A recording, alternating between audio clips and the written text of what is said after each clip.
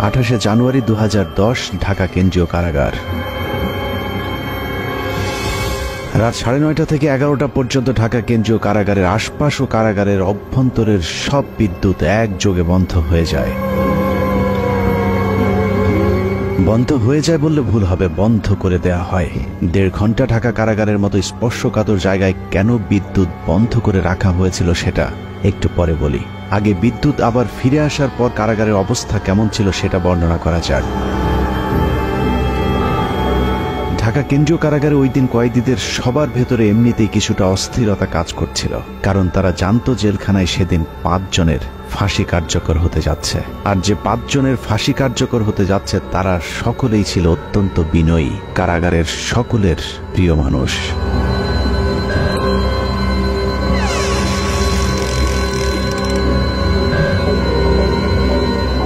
রাত 12:01 colonel Farooq Rahman, major AK Mohiuddin Ahmed artillery, Mohiuddin lancer ও সুলতান শাহরিয়ার রশিদ খানকে ফাঁসিতে ঝুলিয়ে হত্যা করা হয়। 4 জনকে ফাঁসি দেওয়া হলেও লাশের সংখ্যা ছিল মোট 5টি। ফাঁসি কার্যকরের পরদিন যথারীতি 5টি লাশ পাঠানো হয় যার যার গ্রামের বাড়িতে, কিন্তু একটি লাশের ক্ষেত্রে বিশেষ নিরাপত্তা ব্যবস্থা রাখা হয়েছিল, আর সেটাই হলো চুয়াডাঙ্গার সূর্য সন্তান মেজর বজলুল হুদার। মেজর বজলুল হুদার বাড়ি চুয়াডাঙ্গার হাটবোয়ালিয়া গ্রামে সেদিন র্যাব পুলিশের উপস্থিতি দেখে মনে হয়েছে আইন শৃঙ্খলা বাহিনী বোধহয় চুয়াডাঙ্গাবাসীর বিরুদ্ধে যুদ্ধের প্রস্তুতি নিচ্ছে। যুদ্ধের এই আয়োজন ছিল মূলত মেজর বজলুল হুদার মরদেহ যেন কেউ দেখতে না পারে সেটা নিশ্চিত করা। লাশ কেন দেখতে দেয়া যাবে না সেটা জানতে আমরা হাটবোয়ালিয়া গ্রামের মানুষের বক্তব্য শুনতে চেয়েছিলাম। বললো ভাই নাশ আসার সময় আমি আমার পটে যাবো, এর মধ্যে পুলিশি টল, শুধু টল পুলিশি দাঁড়ায়, যারা মোটিতে এমন হয় আসা যায় না। তারপরে কিছুক্ষণ পরে শুনলাম ভাই নাশ আসছে ভোরের দিকে। প্রশাসনের লোক ছিল, ওনার লাশটা প্রথমে হাটবলে ফিন্ডে হয়, প্রচুর লোক। এই অবস্থায় বাড়ির ভেতরে ঢুকতে দিয়েছিল না। আমার জানাজাত লাশটা ধোয়ার কথা, কিন্তু পুলিশের বাধার কারণে আমি লাশটা ধোয়াতে পারিনি। লাশ আসার পরে তার প্রশাসনের লোক যারা আসছিল লাশ নিয়ে, তারা যেখানে টাইম দিয়েছে তাকে দাফন করতে হবে। সে দেশের মানুষের জন্যই মনে করেন সবসময় ছিল, দেশের মানুষের পাশে থাকতো সবসময়। চুয়াডাঙ্গার মানুষের কাছে মেজর বজলুল হুদা ছিলেন এক আদর্শের প্রতীক, যে কারণে আইন শৃঙ্খলা বাহিনীর ব্যাপক উপস্থিতি আর জোর জবরদস্তির পরেও প্রিয় মানুষটিকে শেষবারের মতো একটু দেখতে চাওয়া মানুষের ঢল ছিল চোখে পড়বার মতো। আইন শৃঙ্খলা বাহিনীর নির্দেশনা ছিল 5 মিনিটের মধ্যে মেজর বজলুল হুদাকে দাফন করতে হবে, কিন্তু জনরোষের মুখে আইন শৃঙ্খলা বাহিনী পিছু হাঁটতে বাধ্য হয়। প্রিয় মুখটাকে গোসল না দিয়ে কিছুতেই চুয়াডাঙ্গার মানুষ তার দাফন করাতে চাননি। বাধ্য হয়ে প্রশাসন তাদেরকে আধা ঘন্টা সময় বেঁধে দিয়েছিল দাফন করবার জন্য। 4টা-5টার দিকে আসলো, লোকজন নাই একেবারে, মানে সম্পূর্ণ একেবারে হলো কোনো মানুষজন ঢুকতে দিচ্ছে না। র্যাবের এক কর্মকর্তা আমাকে জিজ্ঞেস করলো কেমন উনি লোক ছিল। তা আমি তখন বললাম যে সে কেমন মানুষ ছিল এটা আপনারা কিছুক্ষণ পরে দেখতে পারবেন। তো বলি যে এত ভালো মানুষ, তাহলে এরকম একটা কাজ করলো কেন? তা বলছে যে কাজ করলে এই কারণে, সে তো নিজের জন্য করে না, সে তো দেশের জন্য করছে। যারা 15 আগস্টে ছিল তারা সবই মুক্তিযোদ্ধা, কেউ কোনো পাকিস্তানি ফেরত আর্মি না, সব মুক্তিযোদ্ধা। তারপরে লাশ আসলো, এত পরিমাণ লোক সরকারের নিয়ন্ত্রণে, সে লাশ এই এলাকার জনসাধারণ ছিনিয়ে নিল, এবং এত পরিমাণ লোক হয়েছে যেটা নজিরবিহীন একটা ঘটনা। পুলিশের আন্ডারে থাকবে না, আমরা আমাদের লাশ আমরা হলো আমাদের আন্ডারে হবে, দাফন হবে। পুলিশের আন্ডারে রাখতে চেয়েছিল, পুলিশের আন্ডারে তো না, সেগুলো পুলিশের আন্ডারে তো স্বাভাবিক নিয়ম সেভাবে আমরা হলো সরকারি কাজ আমরা দাফন করি। আমরা বললাম যে না, দাফন ওইভাবে না, আমাদের পারিবারিকভাবে বা এলাকার মানুষের হলো দাফন হবে তার ক্ষেত্রে। অতএব তারা তখন হলো দিতে বাধ্য হয়েছে। হাজার হাজার মানুষ চলে এসেছে মেজর বজলুল হুদাকে এক নজর দেখার জন্য। হাটবোয়ালিয়া বাজারে এত মানুষ এর আগে হয়তো কখনো কেউ দেখেনি। গোসলের অনুমতি দিচ্ছিল না। এই সময় আলমডাঙ্গা থানার যিনি ওসি ছিলেন উনি খুবই খারাপ আচরণ করছিলেন। আমাদের তারা হুমকি দিচ্ছে, হ্যান ত্যান, পুলিশ আইসে আমাদের বলছে না লাশ তাড়াতাড়ি মাঠে। আর প্রশাসন খুব তাড়াতাড়ি করে চাপ দেয়, ধোয়া টোয়া এগুলা বাদ দিয়ে, গোসল টোসল বাদ দিয়ে দাফন করতে হবে এমন পুলিশের নির্দেশ ছিল, এবং সাথে ঢাকার থেকে টিমও আসছিল। ওই সময় প্রশাসনের ভূমিকা কেমন? প্রশাসন প্রথমে মার মুখে অবস্থায় ছিল, যখন সাধারণ মানুষ পাবলিক বলল যে ঠিক আছে আমরা লাশ না দেখে আমরা দাফন করব না, তখন লক্ষ লক্ষ মানে সাধারণ মানুষ চারিদিক থেকে আসার পরে তাদের চাপের কারণে তখন লাশ আমাদের কাছে দিতে বাধ্য হয়েছে। এই সময়ের মধ্যে অসংখ্য মানুষ মেজর বজলুল হুদাকে শেষবারের মতো একটু দেখতে ছুটে যান তার গ্রামের বাড়ি হাটবোয়ালিয়াতে।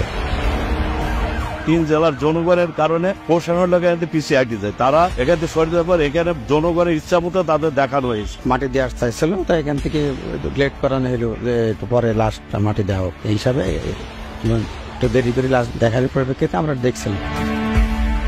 এতটুকু পর্যন্ত ঠিকই ছিল, কিন্তু মেজর বজলুল হুদাকে গোসল করাতে গিয়ে চুয়াডাঙ্গার মানুষ সাক্ষী হয়েছিল নৃশংসতম এক ঘটনার। কাফনের কাপড় সরাতেই দেখা যায় মেজর বজলুল হুদাকে আসলে ফাঁসি দেওয়া হয়নি, তাকে জবাই করে হত্যা করা হয়েছে। মুক্তিযুদ্ধের জেনারেল ওসমানীর পিএস সাবেক সংসদ সদস্য আপনাদের প্রিয় সন্তান প্রশাসনমূলক বিচারের মধ্য দিয়ে হত্যা করা হয়েছে। আমরা এ হত্যার বিচার চাই। ইনশাল্লাহ বাংলার মাটিতে তাকে হত্যার বিচার একদিন হবে হবে। সে ফেরেশতা তুললো, সে কোনো অপরাধ তার সাথে করেনি, মানুষের উপকার করেছে। গলার কাপড় খুলে দেখেছে এখান থেকে এত দূর, মানে 2 ইঞ্চি না, একদম পুরো মানে ছুরি চালালে যেভাবে হয়, কসাইরা যেভাবে ছুরি চালালে যেভাবে কাটেন ওইভাবে কাটা, সুতা 3-4 পর্ব করে সেটা দিয়ে সেলাই করা, হাতে পায়ে কোথাও পুরো আঘাতের চিহ্ন নাই। এটা জবাই করা, এটা তার ফাঁসি না, কোনো রদগাটা নাই, কিছু নাই। গলায় ছিল একটা টেপটা শরীর দেখলাম হাতটা ঢুকিয়ে গেল, পট সুতো দিয়ে কালো সুতো দেয় তার সেলাই করা, অনেক দূরে দূরে রক্ত টপ টপ টপে পড়তেই আসে। তালা কাটা ছিল, এটা আমরা দেখেছি। হালকা দাগ থাকে, গলা তো কাটা গলা সেলাই কাটে না। কবরস্থানে যখন মাটি দিছে তখনও কাফনের রক্ত রক্তে ভিজে গেছে, ফাঁসি দেওয়ার নামে তাকে জবাই করা হয়েছে। লাশটা কি আপনি দেখছিলেন? জি জি, আমি লাশটা দেখেছি, চোখে দেখেছি। লাশ ওনার গলাটা কাটা ছিল এবং সেইখান থেকে অনবরত রক্তক্ষরণ হচ্ছিল। লাশটা কেমন দেখছিলেন বলেন? লাশটা দেখছি যে এলো তো লাশ জেল কোড অনুযায়ী সেরকম তো হলো জবাই করা হয় না, কিন্তু পুরাপুরি জবাই করেছে। সে হলো একটা হত্যাকাণ্ড, পুরা রক্ত বাড়াচ্ছে।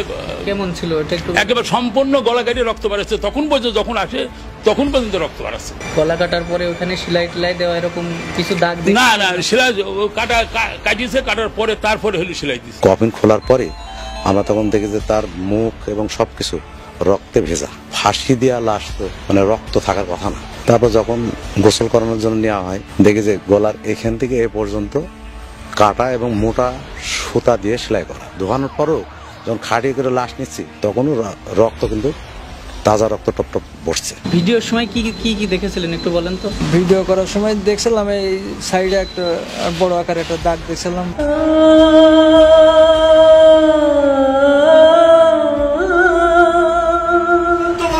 বুকে ব্যথা নিয়ে বেড়াচ্ছে আমার ভাইকে সিরিয়াল খুনি শেখ হাসিনা জেলখানায় ঢুকে নিজ হাতে জবাই করে হত্যা করেছিল।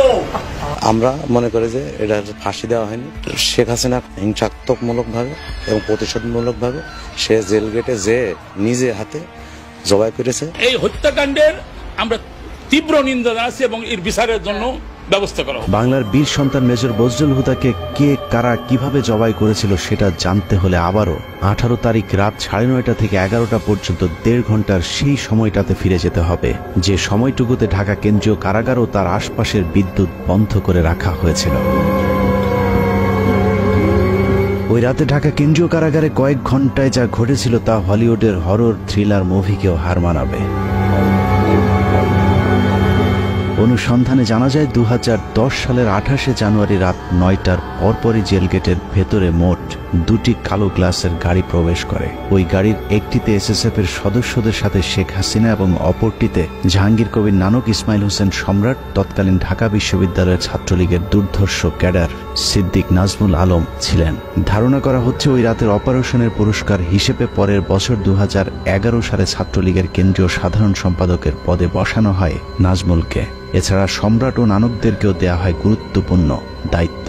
এর বাইরে ওই গাড়িতে ভয়ঙ্কর কুৎসিত দেখতে বড় গোফওয়ালা একজন মানুষ ছিল, যার নাম পরিচয় আমাদেরকে কেউ নিশ্চিত করে বলতে পারেনি। ডিএমপি কমিশনার একেএম শহীদুল হক সাহেব ছিলেন, স্বরাষ্ট্র সচিব যে আব্দুল সালাম সাহেব ছিলেন, কারা মহাপরিদর্শক যে ব্রিগেডিয়ার জেনারেল আশরাফুল ইসলাম খান উনিও ছিলেন, আর সম্ভবত ঢাকার ডিসি ছিলেন উনি জিল্লুর রহমান, ঢাকা জেলার ম্যাজিস্ট্রেট অমিতাভ সরকার, উনিও ছিলেন ওইখানে, আরো বেশ কিছু লোকজন ছিল। গোয়েন্দা সংস্থার সাবেক এই কর্মকর্তা জানান, ওই রাতে মোট 2টি ফাঁসির মঞ্চ তৈরি করা হয়েছিল। এই 2টি ফাঁসির মঞ্চে দুজন দুজন করে মোট 4 জনকে ফাঁসি দেওয়া হয়। দূর থেকে কোন 4 জনকে ফাঁসি দেওয়া হয়েছিল সেটা বোঝা না গেলেও 5ম জনকে ফাঁসি দেয়া তো দূরের কথা, মঞ্চেই তোলা হয়নি। কিন্তু লাশ বের করবার সময় জেলখানা থেকে মোট 5টি লাশবাহী গাড়ি বের হয়েছিল। ফাঁসি থাকে সাধারণত সেই দিন, তো এটা নর্মাল প্রসিজিওর। জেলখানায় নিরাপত্তাটা বেশ স্ট্রং থাকে। সেই দিনও যেটা আমাদের বেশ আলোচিত হয় জেলখানায়, ওই ফাঁসির মঞ্চের কাছে যে 4টা লাশ গাড়িতে উঠানো হয়, কিন্তু আরেকটা লাশ ঠিক প্রশাসনিক ভবনের ওখান থেকে নিয়ে গাড়িতে উঠানো হয়। এই ব্যাপারটা একটু অস্বাভাবিক। একই জায়গায় ছিল না। না, এটা তো আসলে 4টা যেটা লাশ প্রথমে উঠানো হলো, এটা তো ফাঁসির মঞ্চের কাছাকাছি, যেটা ন্যাচারাল। ওখানে ফাঁসির পরে ওখান থেকে লাশটা গাড়িতে উঠানো হয়। কিন্তু আরেকটা লাশ যেটা প্রশাসনিক ভবন থেকে বের করা হয়, এটাই হলো, এটার একটা ডিস্টেন্সের ব্যাপার আছে যে এখান থেকে কেন লাশ আসবে এবং কেনই বা এটা গাড়িতে উঠানো হবে, এটাই হলো প্রশ্ন। এই ব্যাপারটা নিয়ে পরের দিন বেশ আলাপ আলোচনা হয় জেলখানার ভিতরেও। ব্যাপারটা একটু অস্বাভাবিক। রাতে শেখ হাসিনার সাথে জেলখানার ভেতরে প্রবেশ করা খুনিরা সোজা চলে যায় প্রশাসনিক ভবনে, আর শেখ হাসিনা পুলিশ, র্যাব এবং স্বরাষ্ট্র মন্ত্রণালয়ের কর্মকর্তাদের সাথে দাঁড়িয়ে থেকে 4 জনের ফাঁসি নিজে প্রত্যক্ষ করেন। ধারণা করা হয় আসলেই তাদেরকে ফাঁসি দেওয়া হচ্ছে কিনা সেটা নিশ্চিত করতেই শেখ হাসিনা সেখানে উপস্থিত ছিলেন। ফাঁসি কার্যকর হবার পরপর শেখ হাসিনাও চলে যান প্রশাসনিক ভবনের ভেতরে। সেখান থেকে রাত 1টার কিছু আগে শেখ হাসিনা ও তার সাথে থাকা খুনিরা সেই একই পাজেরো গাড়িতে করে জেলখানা থেকে বের হন। কারাগারের অন্য আরেকটি সূত্র বজলুল হুদার পরিবারকে জানিয়েছিলেন, সেই রাতে বজলুল হুদাকে কারাগারের প্রশাসনিক ভবনের একটি কক্ষে জবাই করা হয়েছিল, যেখানে শেখ হাসিনা নিজে উপস্থিত ছিলেন এবং বজলুল হুদাকে জবাইয়ের আগে তার বুকের উপর পা চাপা দিয়ে রেখেছিলেন শেখ হাসিনা নিজে। সে রাতে শেখ হাসিনা সহ তার সাথে থাকা সব খুনির গায়ে রক্ত লেগেছিল, কিন্তু সম্রাটের গায়ে সাদা টি শার্ট থাকায় সেটা অনেকের চোখেই পড়েছিল। ওই পরের দিন একটা বিষয় খুব আমাদের দু একজনের নজরে আসে যে প্রধানমন্ত্রী জাহাঙ্গীর কবির নানক, সম্রাট আর নাজমুল যখন প্রশাসনিক ভবন থেকে বাইরে আসে, তখন এই সম্রাটের গায়ে রক্তের দাগ ছিল। দু একজন এটা দেখতে পায়। এখন ব্যাপারটা হয়েছে যে এই ধরনের জিনিসগুলো তো আমরা গ্যারান্টি দিয়ে বলতে পারছি না, কিন্তু তখন যে সময়, ওই সময় যে সমস্ত লোকজন উপস্থিত ছিল, যে এখন তারা সবাই এখন বাংলাদেশে বেশিরভাগই আছেন, পুলিশ প্রশাসনের মধ্যেও আছেন, এই সমস্ত অফিসার বা লোকজন যারা উইটনেস ছিল, যারা সাক্ষী ছিল, তাদেরকে এখন ধরলেই এই জিনিসটা মোটামুটি তদন্তের আওতায় আনা যায়। এবং তাদের পরিবার যেটা অভিযোগ করে যে তাকে জবাই করে মারা হয়েছে, এবং এই যে অস্বাভাবিক অ্যাক্টিভিটিস গুলো যেগুলো জেলখানার মধ্যে দেখা গেছিল ফাঁসির সময়, ফাঁসির পরবর্তীতে, এটা পরিষ্কার তদন্তের মধ্যে বের করাটা খুবই সহজ। ঘটনার বর্ণনা শুনে অনেকের কাছেই হয়তো অসম্ভব, অবিশ্বাস্য এক গল্পের মতো মনে হচ্ছে। তবে আপনি যদি শেখ হাসিনার ব্যক্তিগত সহকারী মতিউর রহমান রিন্টুর আমার ফাঁসি চাই বইটি পড়ে থাকেন, তাহলে আপনার কাছে শেখ হাসিনার চরিত্রের সাথে আজকের ঘটনাটি হুবহু মিলে যাবে। মতিউর রহমান রেন্টুর তথ্য অনুযায়ী শেখ হাসিনা যেদিন মৃত্যুর খবর শুনতেন, সেদিন স্বাভাবিক দিনের চেয়ে অনেক বেশি খেতেন। এই ঘর থেকে ওই ঘরে দৌড়ে পৈশাচিক এক উল্লাস করতেন তিনি।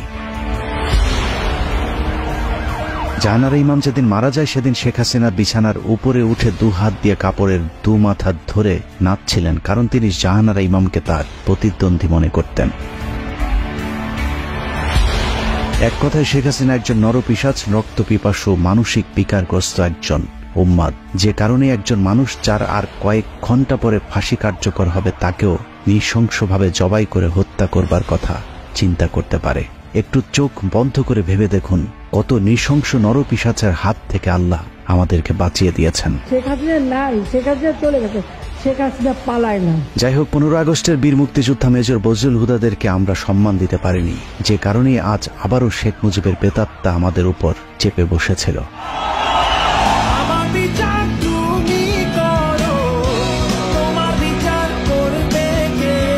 বাংলাদেশের মানুষ 2024 সালে শিক্ষা শিক্ষার্থীদের হাত ধরে যেভাবে দুর্বিষহ এক দুঃশাসনের কবল থেকে বেঁচে উঠেছে, ঠিক একইভাবে 1975 সালে major Dalim, colonel Rashid, colonel ফারুকার, মেজর বজলুল হুদারা এক অত্যাচারী মাদকাসক্ত বাকশালীর হাত থেকে 7 কোটি বাঙালিকে স্বাধীনতা এনে দিয়েছিল। শেখ হাসিনার দুঃশাসন আমরা চোখে দেখেছি, কিন্তু শেখ মুজিবেরটা আমাদের থেকে আড়াল করে রাখা হয়েছে বলেই আমাদেরকে এখনো তাকে বিতর্কের ঊর্ধ্বে রাখার কথা শুনতে হয়। কিন্তু বাস্তবে শেখ মুজিব তার পরিবার আর দলের লোকজন ছাড়া অন্য সবাইকে তার কৃতদাসে পরিণত করেছিল। তা না হলে মানচিত্র খাবো। শেখ মুজিবের সময় কতটা অরাজক পরিস্থিতি ছিল তা মেজর বজলুল হুদার উইকিপিডিয়ার কয়েকটি লাইন পড়লেই পরিষ্কার হয়ে যাবে। মেজর বজলুল হুদা, মেজর ডালিম আর তার স্ত্রী একটি বিয়ের অনুষ্ঠানে গিয়েছিলেন। সেখানে শেখ কামাল আর তার বখাটে বন্ধুরাও উপস্থিত ছিলেন। এদের মধ্যে সবচেয়ে উচ্ছৃঙ্খল ছিল গাজী গোলাম মোস্তফার ছেলে। গাজী গোলাম মোস্তফা ছিলেন শেখ মুজিবের সবচেয়ে আস্থাভাজন এবং ঢাকা মহানগর আওয়ামী লীগের সভাপতি। অত্যন্ত অসৎ প্রকৃতির এই লোকটিকে শেখ মুজিব রেড ক্রিসেন্টের চেয়ারম্যানের পদেও বসিয়েছিলেন, যিনি গরিব মানুষের চাল, তেল, কম্বল চুরি করে শেখ মুজিবের সাথে ভাগাভাগি করতেন। ক্ষমতার দাপটে বিয়ের অনুষ্ঠানে আসা মেজর ডালিমের স্ত্রীকে অসম্মান করার সাহস দেখিয়েছিল শেখ কামালের বন্ধুরা। এ সময় মেজর ডালিম ও বজলুল হুদার সাথে শেখ কামাল বাহিনীর ধস্তাধস্তির এক পর্যায়ে তারা মেজর ডালিম ও তার স্ত্রীকে তুলে নিয়ে যায়। তাদের খোঁজে একদল সেনাবাহিনী গোলাম মোস্তফার বাসায় অভিযান চালালে শেখ মুজিব তার পুত্র শেখ কামালের বখাটে বাহিনীর কোনো বিচার না করে উল্টো মেজর ডালিম ও বজলুল হুদার সেনাবাহিনী থেকে কমিশন বাতিল করে দেন। এভাবেই পুরো দেশটাকে বর্তমান শেখ হাসিনার মতোই পারিবারিক সম্পত্তিতে পরিণত করেছিলেন Sheikh Mujibur Rahman. Sheikh Mujibur Rahman not deal with the political movement in a democratic way. He was virtually controlling the public, but he could not face the criticism. Mujib ক্ষমতায় টিকে থাকার জন্য হাজার হাজার রাজনৈতিক কর্মীকে হত্যা করে, আর রক্ষী বাহিনীকে দিয়ে উনি উনার রাষ্ট্র ক্ষমতা টিকিয়ে রাখা দলের শাসন কায়েম করার চেষ্টা করলেন। এসব কারণে 2024 সালের মতো 1975-এর 15ই আগস্টে বাংলাদেশ সেনাবাহিনীর পাশাপাশি ছাত্র, শিক্ষক, পুলিশ সহ সর্বস্তরের মানুষ আনন্দ উল্লাস করেছিলেন। This is how Dhaka looks today. The same tanks on the streets, soldiers still on guard, and yet it is almost as if nothing had happened. There was no rioting, almost no reaction to Sheikh Mujib's murder. Sheikh হাসিনাকে যেভাবে কুকুরের মতো পালিয়ে যেতে হয়েছে, কেউ তার রক্ষায় এগিয়ে আসেনি, ঠিক একইভাবে শেখ মুজিবের লাশ ধানমন্ডি 32 নম্বরে পড়েছিল। কেউ শেখ মুজিবকে একটু দেখতেও আসেনি। কেউ কোনো পদক্ষেপ নিল না। ওই লাশ পড়ে থাকলো 32 নম্বরে। কেন? এত বড় সংগঠন, এত নেতা কোথায় ছিল? জানা যায় লোকজন ডেকে পাওয়া যায়নি। 570 সাবানা রিলিফের কাপড়ে দাফন করা হয়েছিল বাকশাল মুজিবকে। আবার কি এক টুকরো কাফনের কাপড়ও নিয়ে যাননি, কাপড়ের পাড় ছিঁড়ে তারপর সেই কাফন দেওয়া হয়েছিল। অন্যদিকে মেজর বজলুল হুদাদের জানা যায় পুলিশ দিয়েও মানুষের বাঁধ ভাঙা জোয়ার আটকে রাখা যায়নি। মানুষের চাপে আধা ঘন্টার মধ্যে দুবার জানাজার নামাজ পড়ানো হয়েছিল। যারা জানাজায় অংশগ্রহণ করতে পারেনি, দ্বিতীয় জানাজায় নগরবালা ঈদগাহ মাঠে লক্ষ লক্ষ জনগণ সবাই লাইন ধরে দেখছে, দেখার পরে এখানে তাকে দাফন করা হয়েছে। মেজর ডালিম হুদাদের জন্ম আছে, মৃত্যু নেই। মরণের মধ্য দিয়ে তারা অমর হয়ে আজীবন বেঁচে থাকবে এদেশের মানুষের হৃদয়ে।